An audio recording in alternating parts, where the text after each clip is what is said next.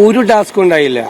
കേരളത്തിലെ UDFന്റെയും കോൺഗ്രസിന്റെയും ചരിത്രത്തിലെ ഏറ്റവും കൂടിയ വേഗത്തിലാണ് സ്ഥാനാർത്ഥികളെ തീരുമാനിച്ചത്.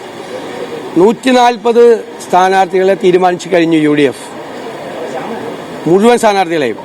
സീറ്റ് വിഭജനം ഒരു അപസ്വരവും ഇല്ലാതെയാണ് UDFൽ പൂർത്തിയാക്കിയത്. ചരിത്രത്തിൽ ആദ്യമായിട്ട് അറിഞ്ഞുപോലുമില്ല ചർച്ചകൾ നടക്കുന്നത്.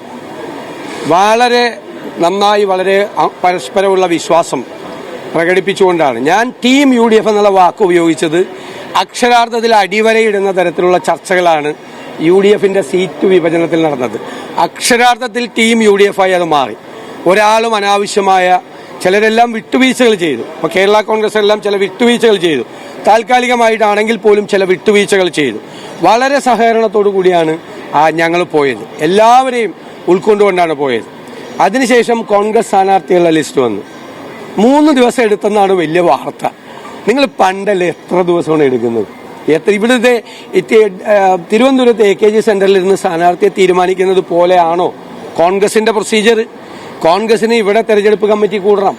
ഇവിടുത്തെ തെരഞ്ഞെടുപ്പ് കമ്മിറ്റി കൂടി പ്രപ്പോസൽ കൊടുക്കണം.